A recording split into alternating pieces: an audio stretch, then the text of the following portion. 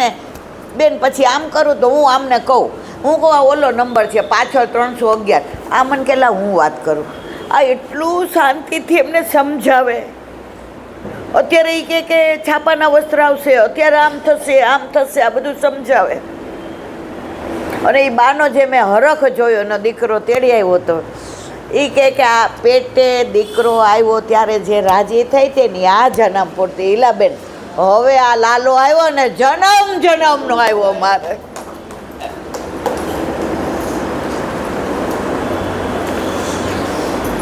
મારા વાલા જે વાત કરીશ ને એ હા શબ્દો ફરી જાય. એ લોકોએ મને કીધું હોય થોડું ભૂલી ગયું હોય એટલે મારા શબ્દોમાં કહું. ઠાકોરજી સાક્ષાત છે અને છે, એમાં કોઈ શંકાને સ્થાન નથી. પાસા કુસા કહેતા ક્યાંય વહી ગઈ નહીં. આજે પાસા કુસા એકાદશી. એવા ગુસાઈજીના વખતમાં ઘણા એવા જીવો જેનો ઉદ્ધાર પ્રેત થયા પછી કોઈ દેવ કરી શકે નહીં. બધાએ હાથ અદ્ધર કરી દીધા કે તારા કર્મો અને તારા પાપ એવા છે કે તારો ઉદ્ધાર કરવાનું અમારું સામર્થ્ય નથી.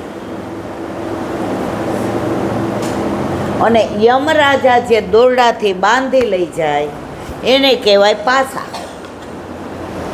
અને જે શસ્ત્ર વાપરે લઈ જવા માટે એને કહેવાય કુશ. એટલે આજની એકાદશી પાસા કુશ.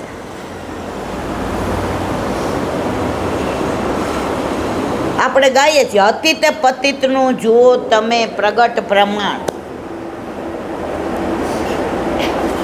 તો એ બધા જીવનો ગુસાઈજીના શરણે આવ્યા. ગુસાઈજી બોલીએ ત્યારે શું બોલીએ છીએ? પરમ દયાળ. કોઈ દી આમાંથી આપણે કોઈ એમ નહીં બોલીએ ગુસાઈજી કી જે બોલીએ તો ચૂરું જ લાગે. ગુસાઈજી પરમ આવા પરમ દયાળ, એમણે આવા બધા જીવોનો ઉદ્ધાર કર્યો. અતીત પતિત હોય કે પ્રેત હોય કે બીજા બધા શબ્દો દ્વારા ન કહેવાય. એ જે જીવ કરોડો જન્મોથી વિખૂટા પડીને રખડતા હતા, જેનો ઉદ્ધાર કોઈ નહોતું કરી શકે, એ જીવનો ઉદ્ધાર ગુસાઈજીએ કર્યો. એ દિવસ આજે હતો. એટલે યમરાજાને પણ પાસા કુસાનો ઉપયોગ કરવો પડ્યો. આપણી પાસે યમરાજા આવે જ નહીં, કોઈ દી ચિંતા ન કરતા. હવે આપણી પાસે વિષ્ણુ દૂતો જ આવે. એટલે પછી ઠાકોરજી પુરુષ નહીં કરાવવાના એમ નહીં હો.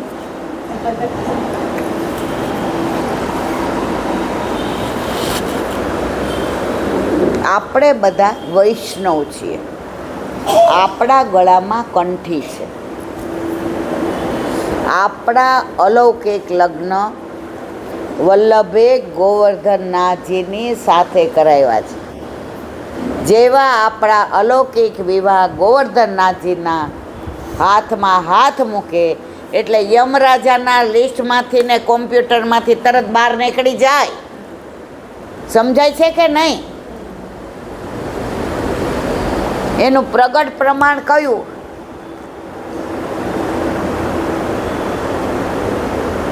ભાઈ બીજે યમુનાજીએ જમવાનું કીધું. બધાય જાણો છો પણ ટૂંકમાં કહી દઉં અનુસંધાન. કોને? યમરાજાને. આવ્યા જમવા. તમે મથુરા જાઓ ને મારવાલા તો જેવા પગથિયા ઉતરો ને એટલે ડાબી બાજુ યમ અને યમુનાનું મંદિર છે. કર્યા દર્શન કોઈએ? કેટલાય કર્યા છે. ન કર્યા હોય ને હવે જાઓ ને તો આ બાજુથી નહીં, મેઇન જે ઓલા ઉતરવાનું છે ને, તમે ઉતરો એટલે જમણી બાજુ એ મંદિર છે. એમાં બહાર બધું એ લોકોએ બધાનું ભર્યું છે, ઓલું ગાયને ખવડાવવાનું ના. પણ અંદર તમે જુઓ પછી ચિત્ર જે છે બધાય કે યમરાજા લેવા આવ્યા તો યમના જે કેવા બધાને પેલું કર્યું. ન ગયા હો તો હવે જ્યારે તમે મથુરા જાઓ અને વિશ્રામ ઘાટે આરતી કરવા જાઓ ત્યારે અવશ્ય દર્શન. આખી દુનિયામાં આ એક જ મંદિર ભાઈ બહેનનું છે, યમરાજા અને યમુનાનું. યમનાષ્ટકમાં યમોપી ભગિની સુતાન કથમોહંતી દુષ્ટાન આપી. યમરાજાની બેન કોણ? યમુનાજી. તો એને કીધું ભાઈ આમ તો તને ટાઈમ મળે નહીં, તાર તો કેટલું કામ. યમરાજા કહેતો બેન કહેતો આવો. આપણામાં હજી ઉત્તમમાં ઉત્તમ પ્રેમ કોઈનો હોય તો ભાઈ બહેનનો, નિર્દોષમાં નિર્દોષ પ્રેમ હોય તો ભાઈ બહેનનો. અમારા રાજકોટમાં એક વૈષ્ણવ હતા ને, એને એક દીકરી, બે, પછી 7 થઈ. કેટલી? પહેલાં તો એવું હતું ને, હવે આ બધું જવા દો. આ તો 50-60 વર્ષ પહેલાંની વાત. એટલે ઓલા બા હતા ને પ્યોર વૈષ્ણવ હતા, એના ઘરે 8 અમને સેવાય. એટલે એને એક જણે ટોન્ટ માર્યો. એ કે આટલા ભગવતી થઈને દીકરાની લાઈમાં 7 દીકરીઓ. એ બાએ જવાબ આપ્યો, એ બધાએ સાંભળવા જેવો છે. દીકરાની લાઈમાં 7 દીકરીઓ નથી. અમારી 7 દીકરીઓ છે ને, આવે એટલે 40મા દિવસે નામ પમાવું છું, અને 5-6 વર્ષની થાય છે ને એટલે બ્રહ્મ સંબંધ લેવડાવું છું. એટલે જેના ઘરે જાશે ને એને વૈષ્ણવ નહીં હોય તો બનાવશે, અને હશે ને તો આગળ લઈ જશે. અને દીકરો આવે તો ભલે, ન આવે. આ 7 દીકરીઓને પૂછો તમારા ભાઈ કોણ, રાખડી કોને બાંધો છે? ઠાકોરજીને. એ કે બધાના ઠાકોરજીને એક રાખડી હોય, બે બાજુ એક એક. મારા ઠાકોરજીને એ 2 તો હું બાંધું. આ 7 દીકરીઓ એ કે રાખડી બાંધે. પછી અમારી નાનકી છે ને, એ 6 વર્ષની, એ કે ગોપાલ તું જ્યારે હોય ત્યાં રાખડી બંધાવશ, કાંઈ આપવાનું નહીં. એ કે આપણો ભાઈ આપણને આમ ભેટ આપે ને, એ કે ત્યાં મને કાંઈ આપવાનું નહીં. એટલે એના પપ્પા હતા ને સાંભળી ગયા. હવે એ પ્યોર વૈષ્ણવ હતા, બધાને બોલાવે કરે, પણ એને નાનપણથી બીડી પીવાની ટેવ પડી ગઈ હતી. છે નહીં? સમજણ પડે ને? એટલે એ કોઈ દી ઠાકોરજી પાસે ન આવે. જો પ્રભુના તત્સુખનો વિચાર. એટલે કે એ સાંભળી ગયા, બહાર બેઠા હતા. પેલા આવું બધું હતું. એટલે કે અત્યારે કાંઈ નહીં આપવાનું. એટલે એના બાપા બહાર બેઠા હતા ને, જે બીડી પીતા હતા, 10 વર્ષથી પીતા હતા. અત્યારે એને 55 કે 52 વર્ષ હતા. 7 દીકરીઓ થઈ એટલે એવડા હોય ને. પહેલાં તો આપણને 14-15 વર્ષે પરણાવી દેતા હતા. રજસ્વલા થાય ને પહેલાં પરણાય. ત્યારે એના બાપાએ બહાર આવીને કીધું, કેટલું કર્યું છોડાવવા.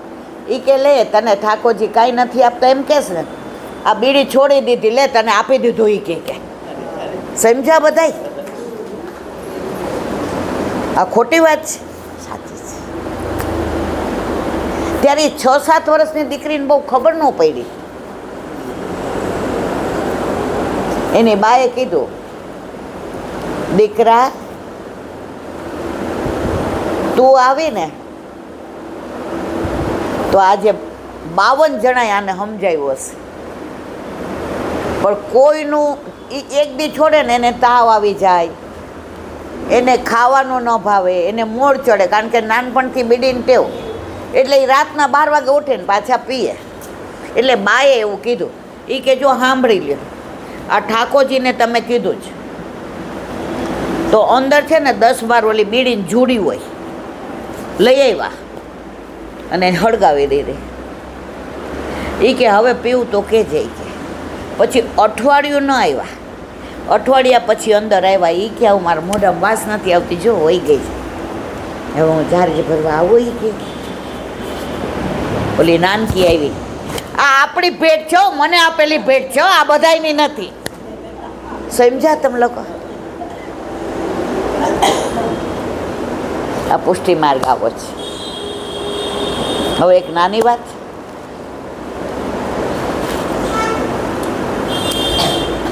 એક ગોપી નવી પરણીને ગામમાં આવી. હવે એના લગ્નનું નક્કી થયું. એનો ગોર્ધન કોણ, એના સાસુ સસરા કોણ, એની સાસુ કેવી, કેટલી નણદો, કેટલા કાંઈ ખબર નહીં. એને રસ શેમાં હતો? ગોકુળ સાસરે. ગોકુળ સાસરીએ આવે જ ભાવડી કે ગોકુળ આવડે જ કોઈને? મને બહુ ગમે, મને નથી. બહુ જ સરસ છે પણ મને આવડતું નથી. એને ગોકુળ સાસરે જવામાં રસ હતો. હવે જાન ઉગલી અને મા બાપે ખોળામાં નાળિયેર આપ્યો. પેલા ગાડા હતા, આવી ગાડી ને આવું બધું નહોતું. ઓલું નાળિયેર સી છે ને, ખોળામાં આપ્યું. બટા, આ નાળિયેરનું પાણી છે ને અંદર મીઠું, એ તારું પિયર છે. અને બહાર આ બધું કઠણ છે ને, પેલા અત્યારે તો કાંઈ કહેતા નહીં હો. આ કઠણ છે ને એ તારું સાસરું છે. પણ એટલું યાદ રાખજે,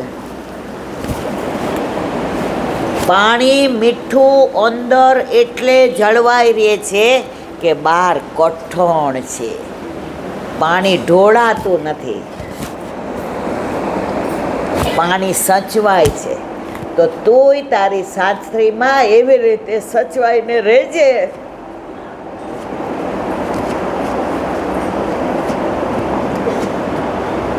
કે પાણીમાં ફેર ન પડવો જોઈએ. હવે પાદરમાં આવ્યા એટલે પહેલાંના જમાનામાં જાન આવે ને એટલે ઢોલ વાગે. આવા કાંઈ બેન્ડ વાજા ના તે બધું નહોતું. એટલે બેન્ડ વાજા વાગવા માંડ્યા. એટલે ઠાકોરજીએ યશોદામાજીને પૂછ્યું, એ કે આ કોઈ પૈણીને આવ્યું? એ કે આ તારો ઓલા ભાઈબંધના કાકાનો દીકરો. એ કે આ બધાને લગ્ન થાય તું મારા જ કરતી નથી. એ કે તારે કરી દઉં હમણાં, પણ કોક છોકરી પૈણાવવા તૈયાર હોવું જોઈએ. એ કે કેમ ના પાડે છે બધાય મારા માટે? આ મખણની ચોરી કરે છે કે મખણની 9-9 લાખ ગાયો છે તોય તું હકણો રહેશ? ગોપીઓના ઘરમાં જઈને ઓલા બછડા છોડી દે એટલે ગાયોને ધાવી જાય, બિચારી દૂધ નથી. એ કે હા હવે નહીં કરું બસ. ઓલા છોકરાઓ રમતા હોય એને ચીટિયા ભરીને રોડાયા બસ ભૂલી જાસ. માએ તો અડધો કલાક એવા દબડાવ્યા.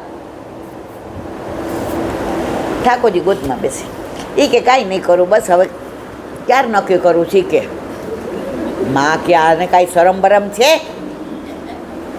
દાવનું તો થવા દે, પછી તારું કરાય ને. એ કે જો સાંભળી લે, દાવ રૂપાળા છે. તું ને રોહિણીમાં બે એમ કહો કે દાવભાઈ ડાયા છે, એટલે પેલા મારો મેળ પાડજે. કે દાવનું ન થયું હોય ને તાર કરાય? એ કે રોહિણીમાં એટલે આવ્યા દોડતા, હા લાલા. એ કે દાવનું તો નથી હમણાં, પણ મારું નક્કી થાય તો. એ કે પેલી જાનમાં હું આવું. બસ કોણે કીધું? જોયું માં, તારે જ નથી કરવા. માં કે પણ તાર કેવી દુલ્હન જોઈએ છે? એ કે રોનક જુનક ઘર આવે, જાંજર બાંજર પહેર્યા હોય, રોમઝોમ કરતા. મને ગોદમાં લઈને ખવડાવે, મને સ્નાન કરાવે, શ્રૃંગાર કરે. માં કે કાંઈ શરમ આવે જ બોલસ, જરાક શરમા. તે પૂછ્યું કેવી જોઈએ તો આવી. ત્યારે આપણા વલ્લભે સાંભળી લીધું તો અત્યારે એક એક માને ઘરે એવા જ ઠાકોરજી પધરાવી દીધા જે ગોદમાં બેસાડીને સ્નાન કરાવે, શ્રૃંગાર કરે, કોર કરીને અરો ગાવે.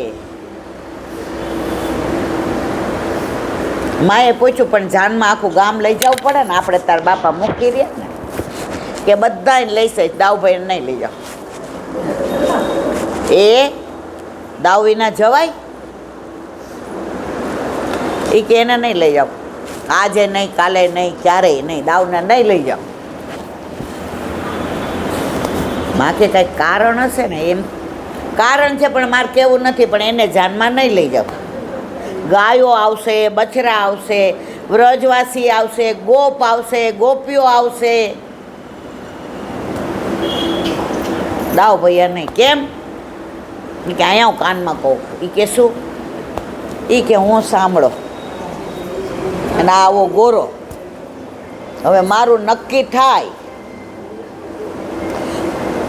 અને એને જોઈ જાય અને વરમાળા ત્યાં પહેરાવી દે તો મારે શું કરવું?